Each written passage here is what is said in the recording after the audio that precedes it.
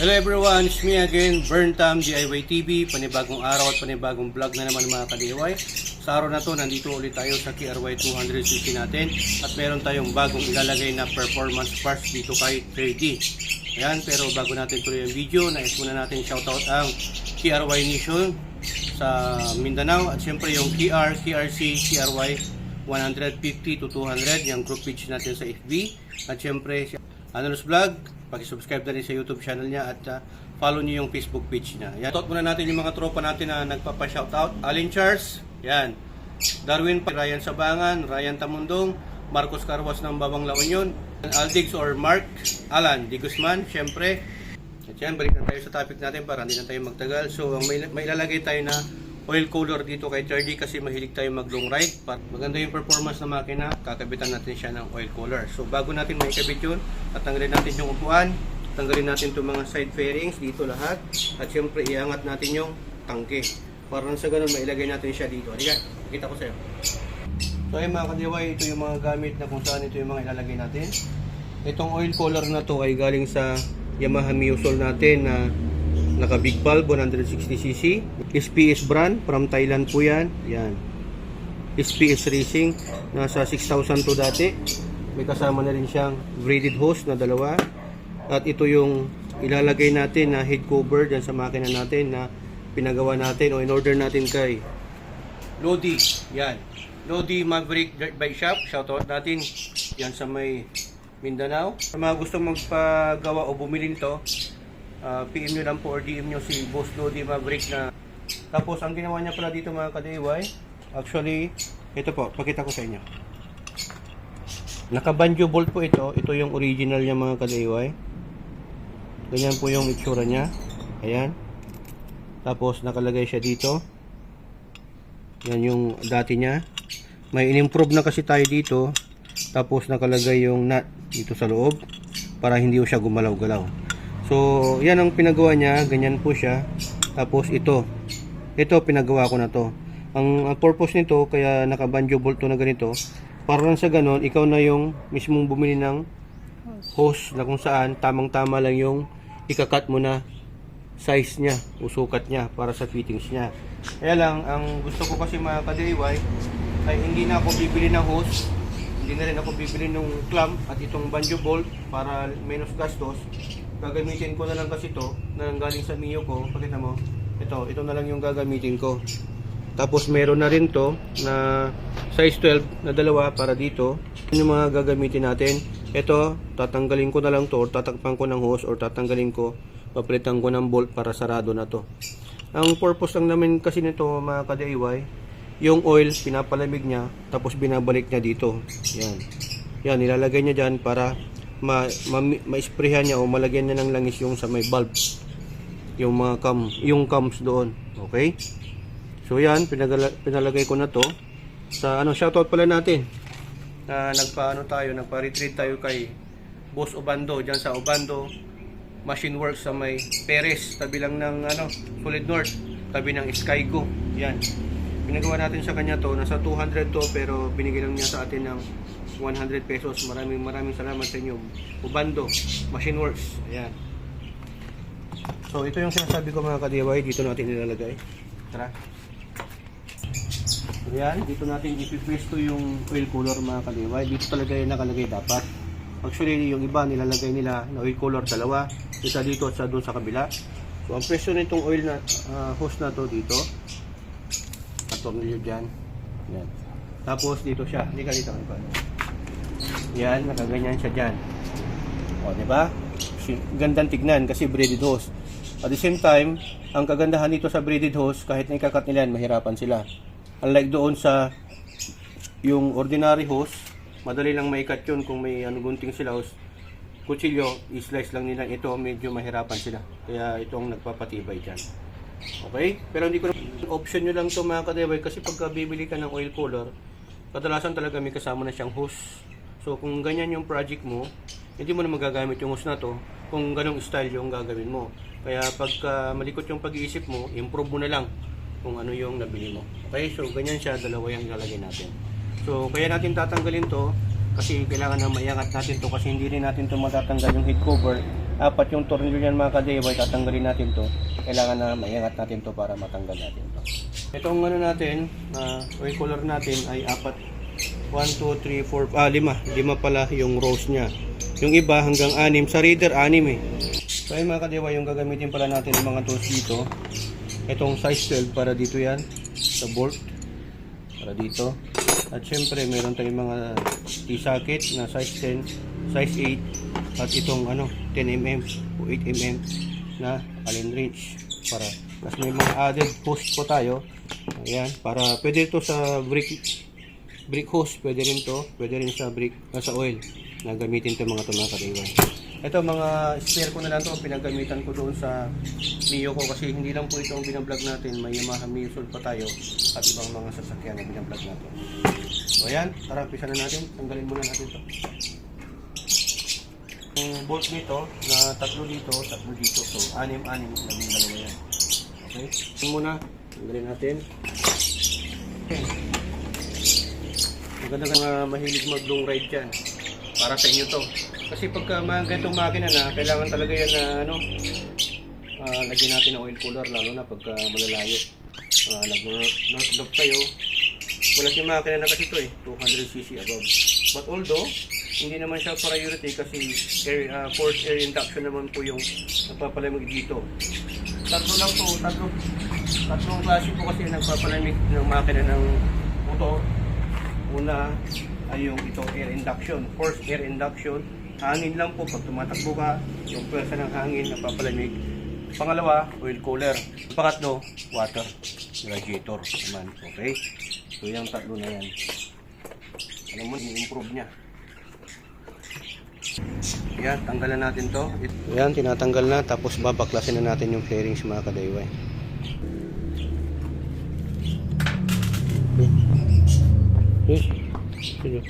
Ayan, tatanggalin na natin. Ganyan lang po yung pagtanggal yan. Pag natanggal nyo na yung mga bolt, ganyan lang po yung itsura nyan mga ka-DIY. Tapos doon din sa kabila, tatanggalin din natin. Ayan, ito yung last. Tapos tatanggalin na rin natin yan. Ayun. Ganyan din yung itsura nya dito sa side na to. Tapos pwede rin natin tanggalin to. Yan yung club na to para matanggal natin na buo to. Or iangat lang natin. Try natin na maiangat lang. Tapos may isang bolt din dito, size 8. Yung iba, yung modelo hanggang dito may bolt. Yung dalawa. Ito, isa lang. So yan mga ka-DIY, natanggal natin yung mga flarings. Ang huling gagawin natin ay iangat natin to. Kata nyo lang na malaglag. Ganyan, no? Yung pwede nyo nang makita. Kasi hindi naman yung malaglag pag nakaano dito. Ito yung ignition coil nya. So ito yung tatanggalin natin.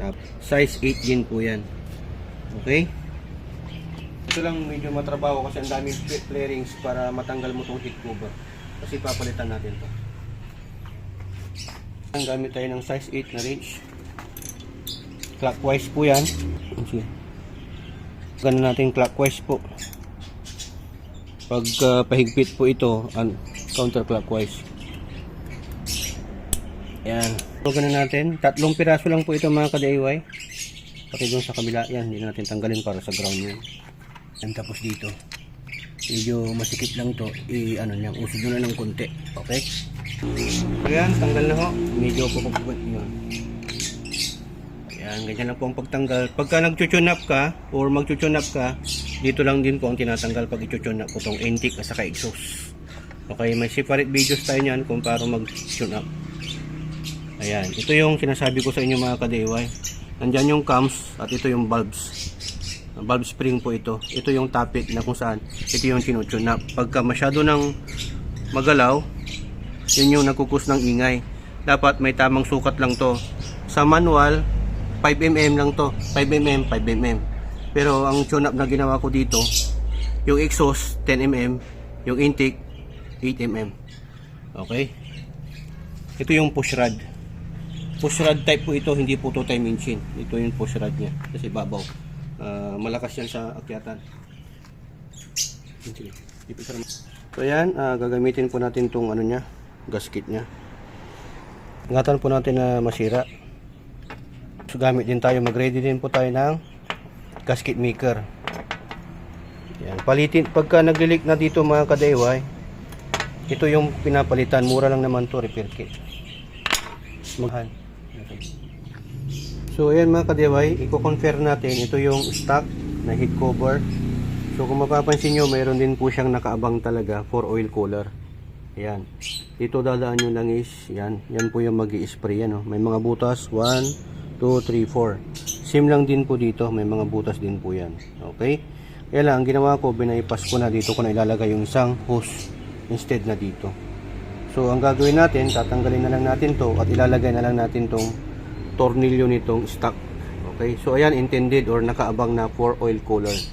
Okay, so kaya may purpose yan kasi yan yung butas kung saan mag-i-spray. Ito, kunwari nakaganyan yan. Ayan, dito siya mag-mist. Yan o, dito. Importante kasi na nalalangisan itong mga to. Yan o. Galin na natin itong banjo bolt na kasama. Kasama na to pagka nagpagawa ka dito kay Boss Nodi Maverick Dirt Bike Shop. So tatanggalin natin at papalitan na natin ng ganito. Ito na lang mismo ilalagay natin. Okay, yan, ito yung pinabutas natin mga ka-DIY, oh. Nisan lang natin, kinukatan natin to. Yan, tapos dito make sure na walang naiwan pagka nagpapamachine shop kayo, walang naiwan ng mga bakal. Bloweran nyo, magamit tayong blower. Ayan, dapat meron kayong ganito mga ka-DIY, yung o-ring katulad ng ganun sa. So ayan mga ka-DIY, itong niya, oil seal nya, medyo pinutulan natin kasi hindi siya nagsakto dito sa bagong bili natin. Ito dito sa stock, tama-tama lang. Medyo may discrepancy dito sa may sukat nya. So ang gagawin nyo na lang, iputulan nyo para tamang-tama. Medyo mahaba kasi hindi sakto yung sukat. So ayan, sakto natin. Ayan, okay na. So lalagyan na lang natin yun ng gasket ito. Punasan muna natin dito. So ayan mga ka-DIY, update ko kayo. Yan, nilagyan na natin. Binilik natin yung nut nya. Pati dito, nilagay na rin natin. Ganyan po yung isura nya. Ito na yung kasama ng oil cooler na hose. Pinamachine shop na lang natin to kay Obando Machine Works. Tapos nilagyan natin ng nut para sa ganun mas matibay. Pero nasa sa inyo pa rin yan kung gusto nyo maglagay ng nut para just in case hindi siya malaglag. Kasi pag malalaglag siya, dito siya mapupunta mga ka-DIY. O, diba? Delikado. Pero ito, ang ginawa natin, nilagyan natin ng steel epoxy na puti. Pwede nyong lagyan ng steel epoxy na puti itong nut mismo, hindi yung bolt, para pwede pang gumalaw yung bolt. Itong mismo nut, pati dito. Yan, ito hindi naman to, wag kayong mag-worry dito kasi meron naman siyang parang dito yung bumabangga para hindi matanggal yung just in case na lumuwag, hindi naman siya malalaglag sa makina. Okay, so para mas matibay, lagyan nyo na siya ng steel epoxy itong nut para hindi mabaklas. Okay, so tara, lalagyan na natin. Lagyan na rin natin ng gasket. Yan, so ilalapat na natin ito mga ka-DIY. Next to, hindi pa natin nahigpitan ng masyado yan para sa ganun pwede pa natin may galaw-galaw. Ganyan mga ka-DIY. Make sure na mailagay mo yung oil seal, gasket. So yan, tapos ilalapat na natin, ilalagay na natin yung tornilyo nya. Kagum lang sa kidyo.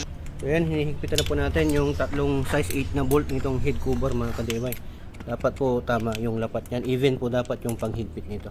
Hindi po yung maunay na mahigpit yung isa, dapat pantay-pantay yung higpit niya. So yan, ipifix na po natin, final na higpit na mga ka-DIY. Para sa ganun tama yung lapat niya. Hindi po siya lapat masyado yung head cover dito sa block. Ayan, pati dito hindi siya sakto, mayroon siyang konting discrepancy. So ito kasi ata pang 175 barako yung gamit na head cover dito. So kung gusto niyo na mas lapat at ipapagawa nyo rin na ganito, sa ginawa ko na ganito, kung gagayahin nyo to, kung hindi nyo naman ibebenta yung KRY nyo, yung duro nyo, yung mismong head cover na lang niya ang pabutasan nyo para lapat. So yan mga ka-DIY, ito po yung update na kung saan ilagay na po natin yung oil cooler natin. Pakita mo. Yan, puta mo. Pogi na, oh. Ang ganda ng fittings, oh. stock na hose niya, braided hose po yan. Yan, pakita ko po sa inyo. Yan. So dito po natin na ilagay. Minodify po natin yung nabili natin kay Boss Lodi Maverick. Yan. Pinamachine shop natin to. Tapos sinaraduhan na rin natin yung nandito. SPS po yan na brand. Oil cooler. Yan. Sinakto pa talaga natin to. Finitings natin na maganda rito. Wala po akong binawas dito mga ka-DIY. Ganyan na ganyan po yan. Galing po yan sa Yamaha Miusol natin na naka 180cc. So dito natin ma-check mga ka-DIY kung umiikot na yung langis. Yan, ito po yung return. Yan po, magsi-circulate po yan. Ito pala yung return mga ka-DIY. So, bubumbahan yan, magkakaroon ng pressure, pupunta yung langis dito, tapos ibabalik niya dito. Palalamigin niya dito. Na dito mga ka-DIY, dapat mainit na yung surface nito. Yan, mainit-init na. So, ang gagawin naman yan, ito ngayon, trabaho niya. Pagka umaandar ka, pag tumatakbo ka, nagkakaroon ng forced air induction dito. So, yung hangin na nagpapalamig dito sa oil. Tapos binabalik niya dyan. Check natin kung may tagas. Check mo. Ayun, walang tagas mga ka-DIY.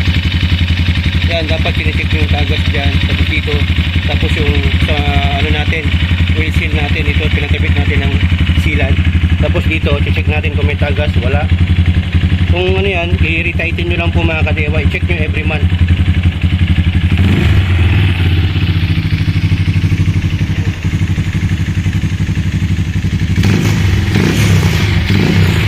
Lagay po natin yung upuan mga ka-DIY. Higpitan natin kasi para matesting natin sa labas. Matitesting talaga natin.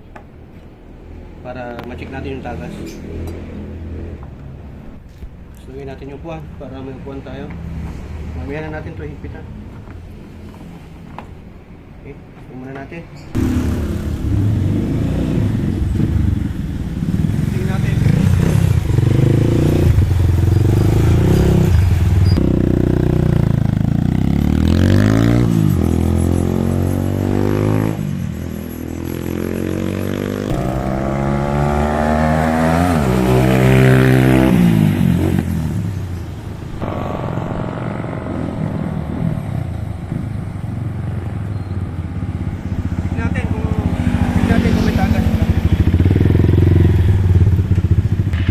Mga ka-DIY, check natin kung may tagas. Ayan, ginamit na natin sa kalsada. Pressure, tignan natin, check natin kung may lumabas na tagas.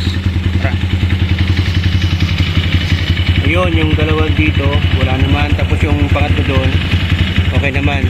Walang tagas mga ka-DIY. Kita mo. Ayan.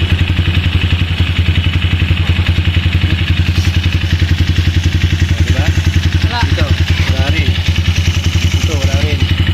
O, kita mo ganyan. Malit pa yan. So yan mga ka-DIY, all goods yung pinagawa natin ng pinagkabit natin ng oil cooler dito sa KRY 200cc natin. Yan, nakita naman natin walang tagas. Maganda yung pagka-seal ng natin, mga bolt natin. Tama to, matatry natin to sa mag-ride tayo pa Baguio, long ride.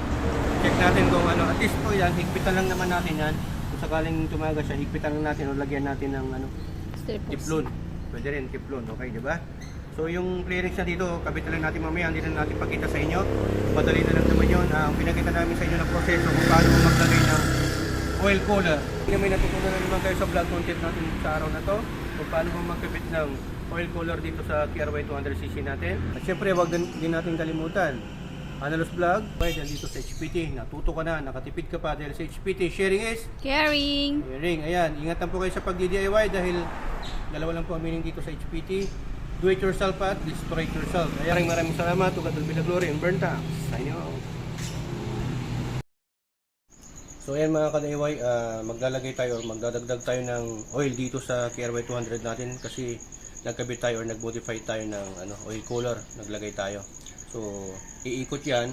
Kaya dapat yung 1.1 idadagdagan natin ng kahit na ml. Ayan, tara. Yung nilalagay nating oil, pang dagdag lang to. Bango nito, amoy nyo. USA ito mga ka-DIY. USA. Parang additives. Tapos pag sukatin nyo, dapat nandito siya. Ngayon, pag nagdagdag kayo, ito yung label niya, oil labeler. Mga 1.1 or 1. Diyan. Kailangan kasi na sobrahan natin ng langis kasi mayroon tayong oil cooler. Yan, para umakyat yung oil dito. Sarado natin maigi yan para hindi siya lumabas. Ito rin natin matitestin si KRY 200 kung paano mag-perform yung naka-oil cooler kasi first time natin na ilulong rate to na naka-oil cooler. Yan, abangan nyo.